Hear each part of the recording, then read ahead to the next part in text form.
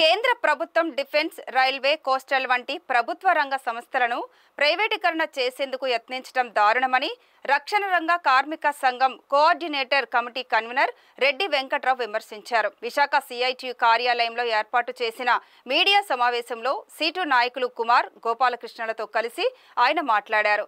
కేంద్ర ప్రభుత్వ విధానాలను నిరసిస్తూ దేశవ్యాప్తంగా ఉద్యోగులు ఆందోళన బాట పట్టారని వెల్లడించారు. 8వ వేతన సంఘం గురించి బడ్జెట్లో ప్రస్తావించకపోవడం విచారకరమన్నారు. కేంద్ర సంస్థల్లో ఖాళీలను భర్తీ చేయలేదని, విశాఖ డిఫెన్స్ రంగంలోనే 4000కు పైగా ఖాళీలున్నాయని ఆయన వెల్లడించారు. ఒకటి డిఫెన్స్ రంగ సంస్థలని, రైల్వే, పోస్టల్ ఇటువంటి వాటిల్లో కూడా కార్పొరేటీకరణని, ప్రైవేటీకరణని విపరీతంగా పెంచుతూ పోతున్నారు. మీరు బడ్జెట్లో కూడా అంశాలు ప్రస్ఫుటంగా మనకి కనిపిస్తున్నాయి. కార్పొరేట్ల చేతుల్లో, ప్రైవేట్ వ్యక్తుల చేతుల్లోకి పంపిస్తున్నారు. ఇది దేశ రక్షణకి, భద్రతకి ఓ ప్రమాదకరమైనటువంటి అంశం. 2004లో చేరినటువంటి ఉద్యోగులకి పాత పెన్షన్ పునరుద్ధరించాలనేటటువంటి డిమాండ్ గత 20 సంవత్సరాలుగా ఉంది. దాన్ని నెరవేర్చడంలో కూడా కేంద్ర ప్రభుత్వం నిమ్మకు నీరెత్తినట్లు ఉంది. 8th పే కమిషన్ కావాలని చెప్పి కేంద్ర ప్రభుత్వ ఉద్యోగులు కోరుకుంటున్నారు. ఆ విషయంలో కూడా ఎటువంటి ప్రకటన మొన్న జరిగిన బడ్జెట్లో లేకుండా ఉంది. కేంద్ర ప్రభుత్వ ఉద్యోగులు రంగం మీదకి వచ్చి ఆందోళనలు చేపట్టారు. Confederation of Central Government Employees and Workers July 19న దేశవ్యాప్తంగా నిరసన తెలియజేసింది.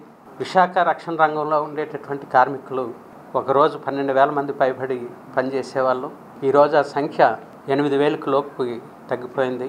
రిక్రూట్మెంట్స్ జరపాలని చెప్పి చాలా కాలం నుండి ఆందోళన చేస్తున్నాం. 4,000 పైబడి పోస్టులు విశాఖ రక్షణ రంగంలో ఖాళీగా ఉన్నాయి. వాటిని నింపేదానికి ప్రయత్నం చేయడం లేదు. దేశంలో ఎక్కడా లేని వివక్షత విశాఖ రక్షణ రంగం పెడల కేంద్ర ప్రభుత్వం కానీ, యాజమాన్యం కానీ వహిస్తుంది.